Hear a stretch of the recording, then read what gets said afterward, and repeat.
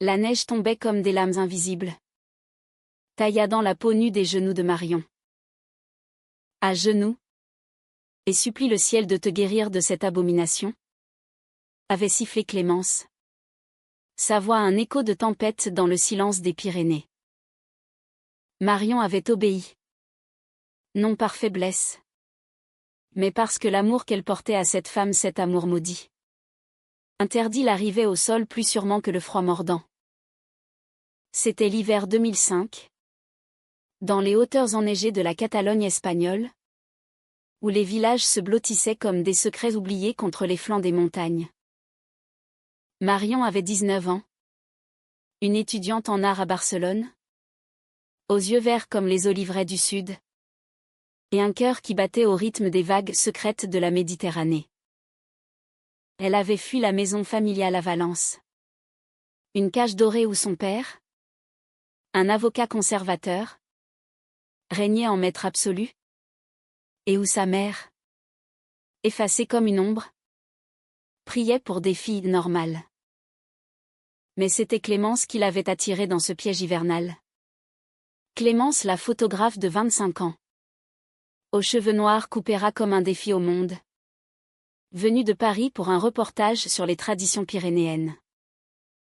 Elle s'était rencontrée 6 mois plus tôt, lors d'une exposition à la Fundació Joan Miró, où les courbes abstraites des sculptures de Miró semblaient refléter les contours incertains de leurs désirs. Clémence était arrivée dans la vie de Marion comme une bourrasque du Mistral, apportant avec elle l'odeur de la lavande provençale et des cigarettes françaises. « Tu es une tempête en bouteille, Marion ?» lui avait-elle dit un soir, en effleurant du bout des doigts la courbe de son épaule nue, sous les lumières tamisées d'un bar du Raval. Marion, ivre de ce toucher interdit, avait ri. Mais son cœur s'était serré comme une éponge sous la pluie. Elles avaient passé des nuits entières à errer dans les ruelles de Barcelone, main dans la main quand l'ombre les protégeait, à chuchoter des promesses sous les étoiles du parc Güell.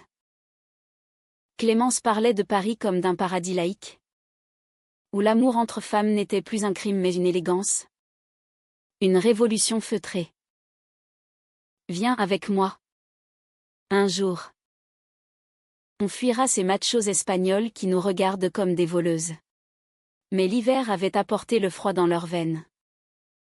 Clémence, engagée pour un projet sur les coutumes locales, avait emmené Marion dans un village isolé près de Viella, où les anciens parlaient encore du franquisme comme d'une plaie ouverte.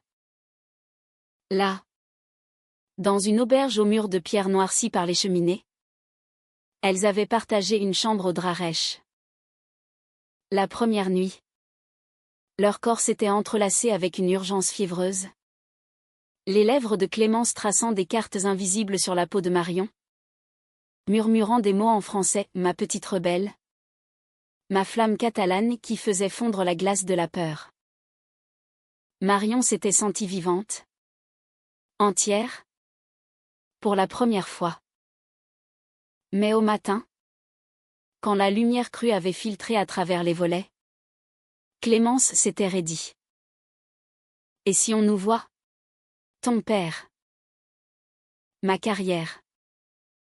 C'est pas si simple. Ici. Les jours suivants, la tension avait grandi comme une coulée de neige prête à dévaler. Clémence, hantée par les ragots du village des murmures sur « ces Parisiennes qui corrompent les filles du pays », avait commencé à se distancer.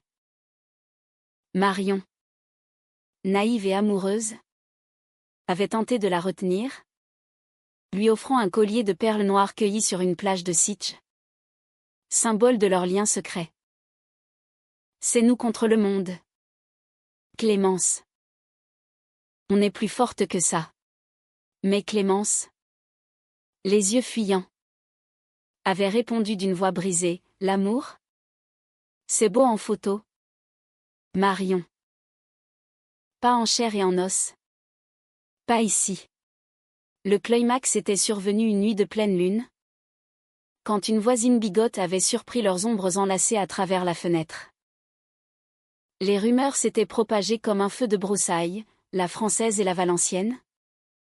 Des pécheresses. Clémence. Paniquée. Avait craqué. Elle avait traîné Marion hors de l'auberge. Dans la nuit blanche des Pyrénées. Jusqu'à une clairière où la neige s'accumulait en monticules impitoyables. À genoux. Supplie pour que Dieu te pardonne cette orientation dépravée, avait-elle hurlé? Sa voix un mélange de terreur et de haine auto-infligée. Marion, les larmes gelant sur ses joues, avait obéi. Non par soumission, mais pour apaiser la tempête en Clémence, cette femme qu'elle aimait encore. Malgré tout. Je t'en prie. Clémence. Arrête. C'est moi. Ta Marion. Mais Clémence, les poings serrés dans ses mitaines de laine, avait tourné les talons, laissant Marion seule avec le froid qui s'infiltrait dans ses os. Marion avait passé la nuit là, à genoux dans la neige, priant non pas pour un pardon divin, mais pour la force de se relever. Au lever du jour, engourdie et brisée, elle avait regagné Barcelone en stop, le collier de perles brisé dans sa poche. Clémence avait disparu le lendemain, repartie pour Paris sans un mot, effaçant son numéro de téléphone comme on rature une erreur dans un négatif. Marion, le cœur en miettes, avait sombré dans une dépression silencieuse, passant des nuits à fixer le plafond de son appartement du quartier Gracia, écoutant les complaintes de Maria Cala en boucle. Au mio babino caro, chantait la diva. Et Marion pleurait pour cet amour avorté. Pour cette trahison qui la rongeait comme un acide lent. Pourtant, de cette cendre, une phénix avait émergé. Marion s'était inscrite à l'université de Barcelone, canalisant sa douleur dans la peinture. Ses toiles, sombres et tourmentées, dépeignant des femmes enlacées dans des tempêtes de neige, avaient attiré l'attention d'un galeriste madrilène. À 22 ans, elle exposait pour la première fois à la Feria de Arte de Madrid, où une critique du LP l'avait qualifiée de « nouvelle voix catalane », brute et sensuelle. L'argent avait coulé modeste, mais suffisant pour voyager. Et c'est à Paris, 3 ans plus tard, qu'elle avait atterri, fuyant l'Espagne pour la ville lumière, ironiquement la patrie de Clémence. Si elle a pu me briser là-bas, je me reconstruirai ici. S'était-elle jurée en traversant le pont des Arts, les cadenas d'amour se moquant d'elle depuis les grilles. Paris l'avait adoptée comme une fille prodigue. Marion avait ouvert un petit atelier dans le Marais, vendant ses œuvres aux collectionneurs branchés qui voyaient en elle l'écho de Frida Kahlo passionnée. Blessée. Résiliente. Elle avait rencontré des amantes, des femmes au rire franc et aux caresses assurées, qui l'avaient aidée à panser ses plaies. Il y avait Sophie, la libraire aux lunettes rondes, qui lui lisait des extraits de Colette au petit déjeuner, puis Anaïs, la danseuse flamenco expatriée, dont les hanches ondulaient comme des vagues andalouses. Mais aucune n'avait effacé Clémence, ce fantôme aux cheveux courts et au regard tourmenté qui hantait ses rêves. Les années s'étaient écoulées en un tourbillon de couleurs et de solitude. À 30 ans, Marion était une artiste reconnue, invitée à des vernissages du Louvre aux Galeries de Bilbao. Son style, un mélange de surréalisme espagnol et de mélancolie française, captivait, des neiges éternelles enveloppant des corps féminins en étreinte, symbole de désir refoulé et de libération tardive. Elle vivait désormais dans un loft du 11e arrondissement, avec vue sur la Seine, entourée de toiles inachevées et de bouteilles de vin rouge entamées. Mais le passé, ce traître, n'avait pas dit son dernier mot. C'était lors d'une exposition à la Biennale de Venise, en 2018, que le destin avait frappé à sa porte ou plutôt, avait cogné avec la violence d'un coup de tonnerre. Marion présentait une série intitulée « Neige et pardon », inspirée de cette nuit pyrénéenne, des femmes agenouillées dans des paysages alpins. Non pas en supplique, mais en triomphe. Leur corps nu défiant le froid comme une affirmation de soi. La critique avait été unanime, Marion Lopez, la Catalane qui fait fondre la glace de l'oppression. Parmi la foule des amateurs d'art, un visage familier émergeait comme un négatif révélé, Clémence. 38 ans désormais. Les traits affinés par le temps. Mais les yeux toujours ce puits de regrets insondables. Elle portait une robe noire simple. Ses cheveux poivre et celles coupées au carré. Et un appareil photo en bandoulière signe qu'elle n'avait pas renoncé à sa passion. Leurs regards s'étaient croisés au milieu d'une salle bondée. Et le monde s'était figé. Marion avait senti son cœur martelé comme un tambour de procession à Séville.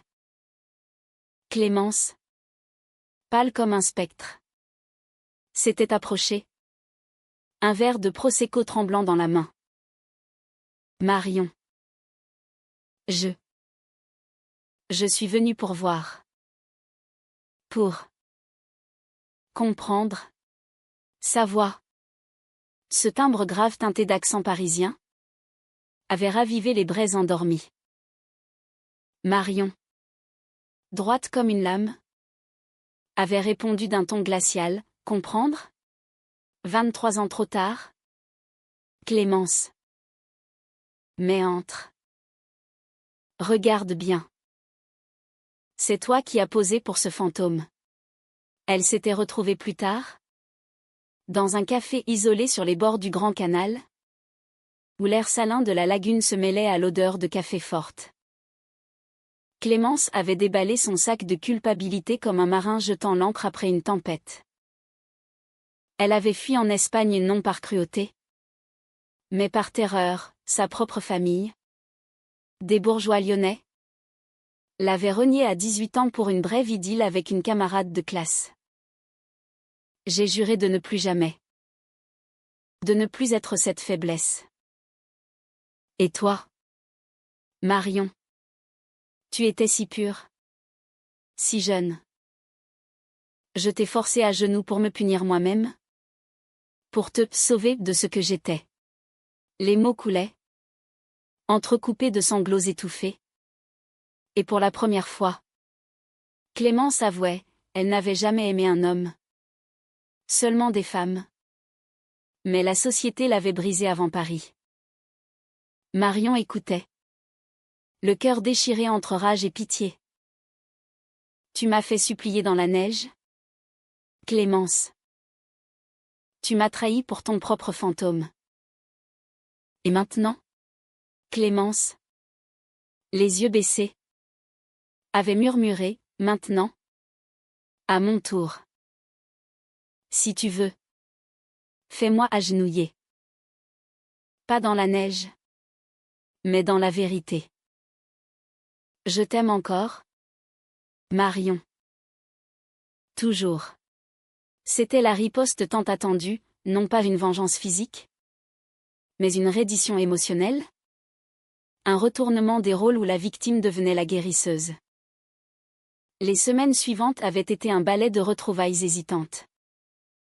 Clémence, divorcée d'un mariage de façade avec un galeriste homosexuel, un pacte de façade pour survivre, avait quitté Paris pour Venise, prétextant un projet photo. Mais c'était Marion qu'elle suivait. Comme une ombre repentante. Elle marchait le long des Calies désertes, main dans la main sous les masques du carnaval, riant de souvenirs amers. Marion, plus forte désormais, guidait Clémence vers une thérapie, des séances avec une psychologue queer italienne qui dénouait les nœuds de la honte internalisée. L'amour n'est pas une orientation à guérir? Clémence. C'est une danse? Même sur la glace. Pourtant, Le conflit n'était pas apaisé. Lors d'une visite à Barcelone, où Marion inaugurait une expo solo au MACBA, le passé avait ressurgi sous la forme du père de Marion, désormais veuf et rongé par le remords. Il avait appris pour recette française, et dans un dîner tendu au restaurant familial, il avait lancé « Fille. Cette perversion, c'est elle qui t'a corrompu ?» Clémence, présente, avait bondi « Non, monsieur. C'est l'Espagne qui nous a corrompus toutes les deux. » Avec ses silences et ses jugements. La dispute avait éclaté. Verre renversé. Mots comme des coups de couteau. Marion, au milieu, avait crié pour la première fois « Papa. C'est moi. Pas une maladie. Pas une faute. » Et Clémence. Elle paie encore pour nous avoir aimés. C'était le chaos trao. Cette nuit-là, sur la plage de la Barceloneta, où les vagues léchaient les pieds nus des deux femmes. Clémence, en larmes, s'était agenouillée volontairement dans le sable humide. Non pour supplier, mais pour offrir, Marion. Je te rends ce que j'ai pris. Mon cœur, à genoux devant toi. Pardonne-moi, ou laisse-moi partir. Marion, le vent salin fouettant ses cheveux, l'avait relevé doucement, leurs lèvres se trouvant dans un baiser salé de sel et de sel des larmes. Pas de neige cette fois. Clémence. Seulement nous. Debout. Le retour à Paris avait scellé leur pacte. Marion avait fermé son atelier marseillais pour s'installer avec Clémence dans un appartement haussmannien du 7e, où les fenêtres donnaient sur les Invalides. Ensemble, elles avaient lancé un projet, un livre phototexte. Neige dissoute. Mêlant les images de Clémence des portraits de femmes LGBTQ+ espagnoles dans des paysages enneigés.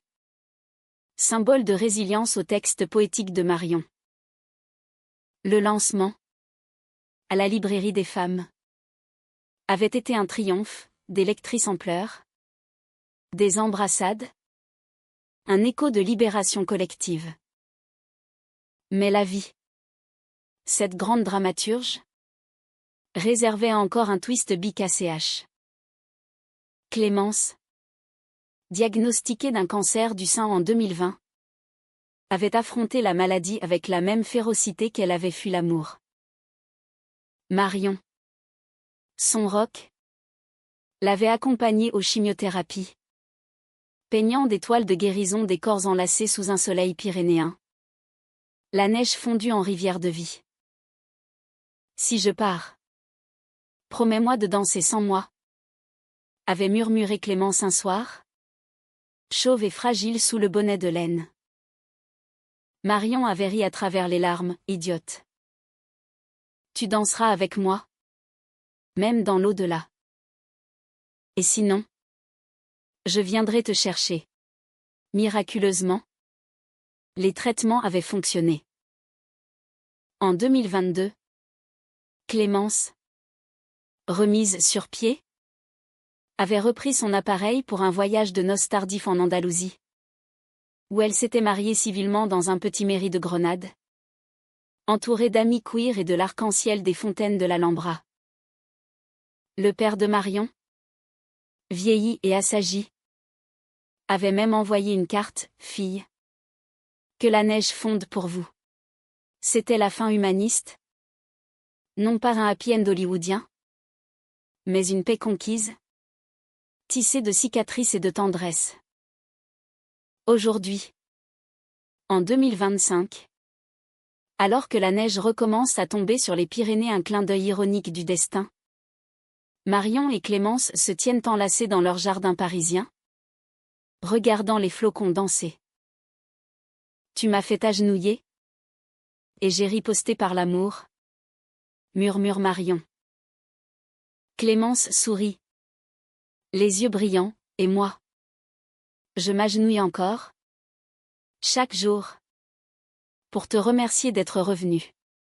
Leur histoire, gravée dans la chair et l'art, est un témoignage, l'amour lesbien, en Espagne ou ailleurs, n'est pas une faute à expier, mais une flamme à protéger contre les tempêtes. La suite de leur vie commune à Paris était un équilibre précaire. Comme ces ponts suspendus des Pyrénées que Clémence photographiait autrefois avec une fascination mêlée de vertige.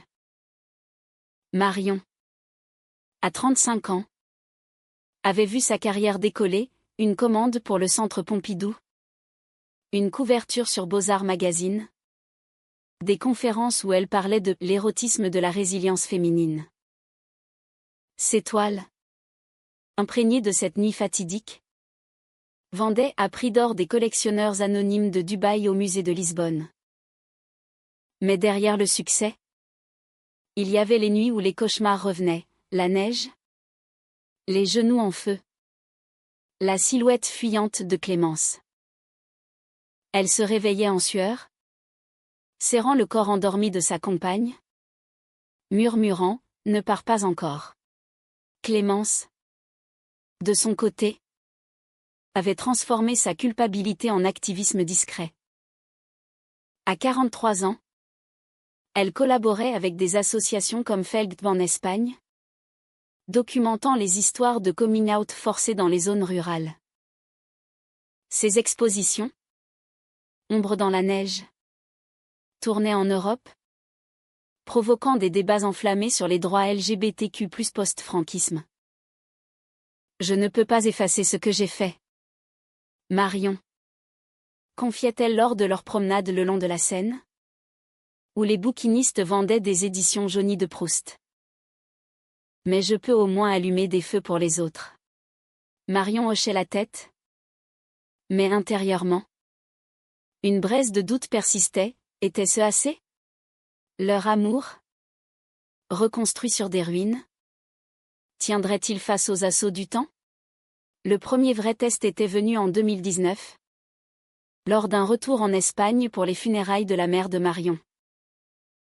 La vieille dame, emportée par un cancer silencieux, avait laissé une lettre cachetée. « Ma fille, pardonne ton père. Et toi, Clémence, si tu lis ceci, protège-la comme je n'ai pas su le faire. » Le cercueil, dans la chapelle familiale de Valence, était entouré de couronnes de laurier, et l'air embaumait l'encens et les regrets. Le père de Marion, voûté par les ans, avait serré la main de Clémence avec raideur. « Vous l'avez rendue heureuse? » Clémence, la voix ferme, avait répondu, plus que quiconque. « Monsieur. Et je paie chaque jour pour les erreurs du passé. » Plus tard, dans le cimetière au cyprès centenaire, Marion avait pleuré non seulement sa mère, mais l'adolescente qu'elle avait été. Celle qui avait cru que l'amour était un crime. Ce voyage avait ravivé les flammes du conflit interne de Clémence. De retour à Paris, elle avait sombré dans une dépression, hantée par des flashs de cette nuit pyrénéenne. « Je te vois encore, à genoux, et je me hais. » avouait-elle un soir, un verre de pastis à la main, un vice hérité de ses années lyonnaises. Marion, patiente mais lasse, avait organisé une retraite, un mois dans un mas provençal, loué pour l'occasion, où elle suivait des ateliers de yoga tantrique et de écriture thérapeutique. Là, sous les oliviers argentés, Clémence avait écrit sa confession, une lettre de 10 pages, lue à voix haute au coin d'un feu de cheminée. Marion, je t'ai forcé à t'agenouiller pour exorciser ma propre terreur. J'étais une lâche. Une prisonnière de l'homophobie que j'avais intériorisée. Mais ton pardon m'a libérée. Laisse-moi te prouver que je mérite cette seconde chance. C'était un moment de vulnérabilité pure. Ce soir-là, quand leur corps s'était retrouvé sur les draps de lin rêche du mas. Marion, guidant les mains tremblantes de Clémence, avait murmuré, pas de supplication cette fois.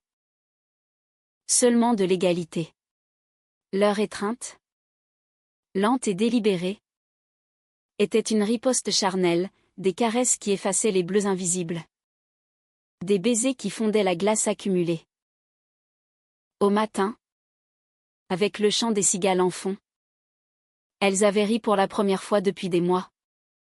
Planifiant un podcast sur les amours lesbiennes en Méditerranée, de la neige au soleil. Pourtant, la trahison n'était pas uniquement interne, le monde extérieur conspirait. En 2021, une ancienne amie de Clémence, une journaliste revancharde nommée Isabelle, avait publié un article anonyme dans Libération, la photographe qui a brisé des cœurs le passé sombre de Clémence Duval. Basé sur des rumeurs et des emails volés, l'article déterrait l'affaire pyrénéenne, dépeignant Clémence comme une manipulatrice toxique. Les réseaux sociaux s'enflammaient, cancelle Clémence. Des pétitions pour boycotter ses expos. Marion, furieuse, avait défendu sa femme publiquement, une interview à France Inter où elle clamait « Le passé est une tempête qu'on affronte ensemble ». Clémence s'est repentie, qui sommes-nous pour juger éternellement? Ce scandale avait été le chaos inattendu. Un ouragan médiatique qui menaçait de tout balayer.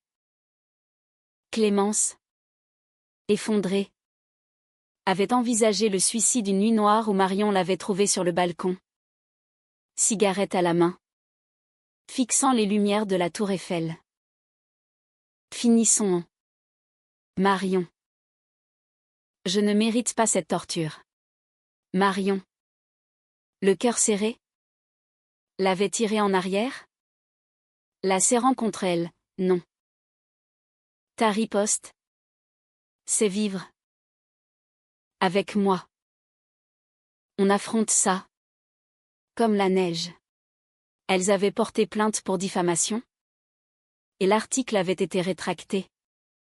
Mais les cicatrices étaient là, des nuits d'insomnie. Des galeries qui annulaient des contrats. De cette épreuve, une force nouvelle était née. Marion et Clémence avaient fondé une fondation. Riposte Neige. Finançant des thérapies pour victimes d'homophobie internalisées en Espagne et en France. Leur premier événement, un gala à Madrid en 2022, avait réuni des centaines, des activistes basques, des artistes andalouses, même le père de Marion, qui avait prononcé un discours tremblant, « J'ai forcé ma fille à se taire. Aujourd'hui, je parle pour elle. » Clémence, en larmes sur scène, avait dédié le projet à toutes les femmes agenouillées, forcées ou volontaires. Leur intimité, quant à elle, s'était approfondie en un rituel quotidien, chaque hiver. Un pèlerinage aux Pyrénées. Non pour revivre le trauma, mais pour le transcender. Elle marchait main dans la main jusqu'à la clairière fatidique. Maintenant un sanctuaire de pain et de plaques commémoratives pour d'autres histoires. Là, Clémence s'agenouillait de son plein gré. Non en pénitence, mais en gratitude, pour toi. Ma riposte vivante. Marion la relevait toujours avec un baiser. Et elle rentrait à l'auberge la même. Rénovée en guest house queer-friendly pour des nuits d'amour passionné. Où les corps se racontaient ce que les mots ne pouvaient plus. En 2023. Un enfant était entré dans leur vie, pas le leur. Mais une petite fugueuse de 16 ans. Elena. Échappée d'un foyer homophobe à Séville. Marion l'avait rencontrée lors d'un atelier artistique. Et Clémence, maternelle malgré elle, l'avait adoptée légalement. On refera le monde pour elle, disait-elle, regardant Elena dessiner des arcs-en-ciel sur les murs du loft. C'était la humanité incarnée, transformer la douleur en legs, la trahison en famille. Mais le destin, capricieux, réservait encore une ombre. Lors d'un voyage à Bilbao pour une expo, Clémence avait subi un accident mineur, une chute sur du verglas urbain. Ironiquement, se fracturant la hanche. Immobile pendant des mois. Elle avait dû renoncer à son appareil, cette extension de son âme. Je suis inutile. Marion. Gémissait-elle depuis son lit d'hôpital. Marion. Peignant à son chevet des portraits d'elle en guerrière blessée. Répondait, non. Tu es ma muse. Et la riposte? C'est l'immobilité qui force à regarder dedans. La convalescence de Clémence avait été un Landégel. Un hiver intérieur qui testait les fondations de leur union. Paris. Avec ses pluies incessantes de novembre 2023. Semblait conspirer contre elle, les rues glissantes du Marais. Les embouteillages qui isolaient l'appartement comme une île. Marion jonglait entre les visites à l'hôpital Necker, les commandes artistiques urgentes et les devoirs d'Elena. Qui, à 17 ans, découvrait les tourments adolescents d'un premier amour avec une camarade de lycée. Maman Marion. Et si elle me rejette comme on l'a fait pour toi, demandait la jeune fille. Les yeux emplis d'une peur ancestrale. Marion. Serrant sa main tatouée d'un arc-en-ciel discret. Répondait, alors. On lui apprendra la riposte. L'amour n'est pas une guerre à perdre. Clémence. Clouée à son fauteuil roulant. Canalisait sa frustration en mots. Elle avait commencé un journal intime. Confession d'une agenouillée. Des pages manuscrites qu'elle lisait à Marion le soir. À la lueur d'une lampe de chevet. Ce soir-là dans la neige. Je n'ai pas seulement brisé tes genoux. Mais les miens. J'ai fui parce que je voyais en toi mon reflet, une lesbienne terrifiée par sa propre lumière. Paris m'avait promis la liberté. Mais c'était une illusion, la vraie libération. C'est toi qui me l'as offerte. Des années plus tard. Ces lectures étaient des catharsis. Des ponts jetés sur l'abîme du passé. Parfois. Elles débouchaient sur des étreintes tendres. Adaptées à la fragilité de Clémence, des doigts entrelacés. Des souffles mêlés. Un amour qui n'avait plus besoin de la chair pour brûler. Au printemps 2024. Quand les cerisiers du Luxembourg fleurissaient en explosion rose. Clémence avait repris l'appareil, un modèle numérique. Plus léger. Adapté à sa hanche encore raide. Son premier sujet, Elena. En portrait sériel. Capturant les nuances d'une identité en fleurs. C'est pour qu'elle n'ait jamais à s'agenouiller, expliquait-elle à Marion. Objectif en main. Leur famille recomposée était un tableau vivant, dîner bruyant avec des amies militantes. Week-end à Deauville où Elena apprenait la voile. Et Clémence, derrière l'objectif, immortalisait ces instants comme des talismans contre l'oubli. Mais le conflit couvait toujours. Sous forme de fantômes familiaux. Le père de Marion, désormais grabataire à Valence, avait réclamé une visite. Avant de partir, « Je veux voir ma petite fille », avait-il écrit dans une lettre tremblante. Marion avait hésité. Le cœur noué par des décennies de silence. Clémence, pragmatique, avait insisté, c'est ta riposte ultime. Ma chérie. Pas pour lui pardonner, mais pour te libérer. Elles avaient pris le TGV jusqu'à Valence. Elena entre elles comme un bouclier innocent. La maison familiale, autrefois un mausolée de convention, sentait maintenant la maladie et le camphre. Le vieil homme, amaigri dans son lit, avait tendu une main arthritique à Clémence. Vous l'avez sauvé de moi. Clémence, les larmes aux yeux, avait serré cette main. Non, monsieur. Nous nous sommes sauvés mutuellement. Et maintenant? Regardez votre petite fille, elle est la preuve que l'amour gagne. Ce moment avait été un baume, mais aussi un révélateur. Sur le retour, dans le train brinque-ballant, Marion avait craqué, et si c'était trop tard pour lui? Pour nous toutes? Clémence, la tête sur son épaule, avait murmuré, l'amour lesbien n'est pas linéaire? Marion. C'est un labyrinthe, avec des impasses et des issues. On en sort plus forte. Elena, écouteur aux oreilles, avait souri en coin, vous êtes chelou? Mais cool. L'été 2024 avait apporté un chaos créatif, l'invitation à la Documenta de Cassel, où Marion et Clémence présentaient une installation immersive riposte collective.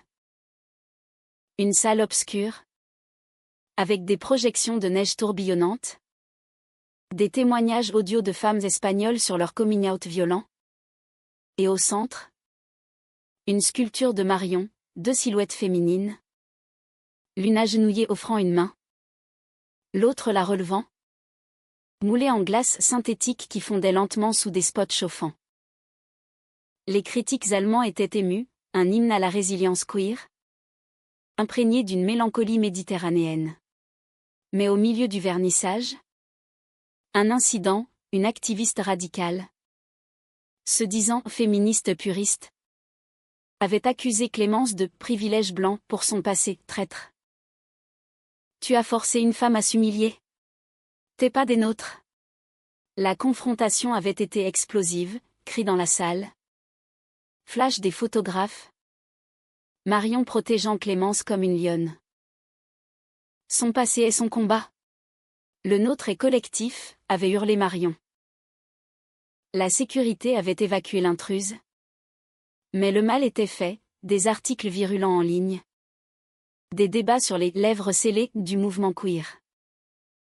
Clémence, brisée, avait voulu annuler le reste de l'expo. Marion, dans leur chambre d'hôtel aux murs tapissés de velours, l'avait confrontée, non. C'est ça. La vraie riposte, rester. Exposer nos failles. Comme tu m'as fait agenouiller. Le monde nous met à genoux. Et on se relève. Elles avaient tenu, transformant l'incident en panel de discussion, traîtrise et rédemption dans l'activisme queer. Clémence y avait parlé sans phare. Sa voix amplifiée par les micros, j'ai été la traîtresse. La lâche. Mais l'amour m'a riposté. Et maintenant? Je riposte pour les autres. La salle avait applaudi. Des larmes coulant dans les rangs. Et une jeune artiste berlinoise avait offert son premier baiser à sa partenaire sur scène, un geste spontané. Hommage à leur courage. De retour à Paris, leur relation avait évolué en une maturité profonde, presque philosophique. Elles lisaient ensemble Simone de Beauvoir au petit déjeuner, débattant de l'éthique de l'ambiguïté appliquée à l'amour lesbien. Les nuits étaient des sanctuaires, Clémence, remise de sa fracture, explorait le corps de Marion avec une tendresse renouvelée, traçant des motifs de doigts sur sa peau comme sur une toile vierge. Tu es mon chef-d'œuvre? Soufflait-elle. Et Marion répondait par des gémissements qui étaient des prières laïques. Elena, entrant à l'université en art à la Sorbonne, apportait une fraîcheur juvénile. Son premier amour, avec une étudiante marocaine nommée Amina, était un tourbillon de rires et de disputes éco-atténuées de leur propre histoire. Apprenez-moi à riposter sans blesser, demandait-elle lors de dîners familiaux. Clémence, sourire en coin, répondait, en aimant sans peur, ma grande. Pourtant, en automne 2025, une ombre nouvelle s'était profilée, le diagnostic de Clémence. Un an plus tôt, revenait sous forme de récidive mineure. Juste une vigilance, disaient les oncologues. Mais les nuits d'angoisse étaient revenues. Marion, peignant frénétiquement une série feu follet. Des femmes dansant dans des neiges ardentes, canalisaient sa terreur. Si tu pars, je te suivrai dans la riposte céleste, plaisantait-elle pour masquer les larmes. Clémence, pragmatique, rétorquait, passant-moi dans ce lit. On a encore des neiges à fondre. Leur humanité, forgée dans le feu des trahisons et des triomphes, rayonnait désormais. Lors d'une expo à Bilbao, elles avaient rencontré une jeune couple catalan, inspiré par leur histoire, qui avait tatoué « riposte » sur leurs poignets enlacés. Vous nous avez donné la force, dirent-elles. Marion et Clémence, main dans la main. Sourire, c'était la boucle bouclée. Du genou dans la neige à l'étreinte éternelle. L'hiver 2025 enveloppait Paris d'un manteau cotonneux. Rappel cruel et doux des Pyrénées d'antan. Clémence, après des mois de traitement préventif chimiothérapie légère, comme un thé amer bu à petites gorgées, avait retrouvé une énergie fragile mais tenace. À 46 ans, ses cheveux repoussés en un duvet poivre et sel, elle ressemblait à une version plus sage d'elle-même, les rides autour des yeux creusés par les rires autant que par les pleurs. Le corps marqué par les cicatrices mais le regard plus vif que jamais. La mort m'a fait une cour. Mais c'est toi que j'ai choisi, disait-elle à Marion, en l'embrassant dans la cuisine, au milieu du désordre matinal d'Elena qui engloutissait son café avant les cours. Marion, à 38 ans, était au zénith de sa carrière, une rétrospective au musée Reina Sofia de Madrid. De la neige à la flamme, qui attirait des files d'attente serpentant jusqu'à la Puerta del Sol. Ces toiles, plus lumineuses désormais, intégraient des éléments de la vie partagée des silhouettes de Clémence en ombre protectrice, Elena en tourbillon de couleurs, des paysages espagnols baignés d'une lumière française. L'art n'est pas vengeance, mais mémoire vivante, déclarait-elle lors des panels. Sa voix un mélange de ferveur catalane et d'élégance parisienne. Mais derrière les applaudissements, elle veillait sur Clémence comme sur une flamme vacillante, rendez-vous médicaux. Infusion d'amour distillée en massage aux huiles essentielles. Nuit où elle veillait, dessinant son profil endormi. Le vrai chaos de cette année-là n'avait pas été médical, mais existentiel, un appel de l'Espagne, où le village de Viella organisait une commémoration des victimes oubliées du franquisme, incluant les persécutions contre les déviants sexuels. Clémence, contactée par le maire un jeune progressiste, avait été invitée à témoigner. C'est là où tout a commencé, Marion. Et où ça doit finir. Marion avait hésité, affronté le lieu du trauma. Avec Elena en témoin. Mais Clémence, les yeux brillants, avait insisté, notre riposte collective. Pour toutes celles qui s'agenouillent encore. Le voyage avait été un pèlerinage chargé d'électricité. Elles avaient roulé en voiture depuis Barcelone. La radio diffusant des chansons de Rosalia mêlées à des classiques de Edith Piaf, un mash-up de leurs âmes. Elena, au volant pour la première fois sur autoroute, chantait faux pour détendre l'atmosphère, si on croise des fantômes. Je les flash avec mon téléphone. À Viella, l'auberge d'autrefois était devenue un centre culturel. Avec une plaque, hébergement pour voyageurs LGBTQ+, souvenons-nous. La Clairière, maintenant un sentier balisé, portait un mémorial, des pierres gravées de noms anonymes, et une sculpture de Marion, prêtée pour l'occasion deux femmes se relevant mutuellement de la neige. La cérémonie, sous un ciel bas et neigeux, avait rassemblé une centaine de personnes, anciens du village repentant, activiste de tout l'Espagne. Même la voisine bigote d'antan, voilée de blanc et en larmes. Clémence, soutenue par Marion, avait monté sur l'estrade improvisée. Micro en main, il y a 20 ans. Ici. J'ai forcé l'amour de ma vie à s'agenouiller dans cette neige. Terrifiée par ma propre ombre. J'étais la traîtresse. La victime du silence sociétal. Aujourd'hui. Je m'agenouille devant vous toutes. Pour demander pardon et promettre, plus jamais. Sa voix s'était brisée. Et la foule avait applaudi. Des sanglots fusant comme des prières païennes. Marion, à ses côtés, avait ajouté, la riposte n'est pas la haine, mais la vérité partagée. Et l'amour, qui nous relèvera toujours. Elena, émue aux larmes, avait embrassé ses mères, vous êtes des héroïnes. Pas des saintes, mais des vraies. Ce soir-là, dans la chambre rénovée de l'auberge, elles avaient fait l'amour avec une urgence douce. Les flocons tapant à la fenêtre comme un applaudissement céleste. Ici où tout a commencé. Tout renaît, avait murmuré Clémence. Ses mains explorant Marion comme un territoire reconquis. De retour à Paris, la vie avait repris en un rythme humaniste, teinté de gratitude quotidienne. La fondation Riposte Neige s'était étendue, ouvrant un centre à Valence pour thérapie queer, financé par les royalties des livres et expos. Elena, diplômée avec mention, avait lancé sa propre série de BD sur des coming-out lesbiens en Espagne contemporaine, Neige catalane.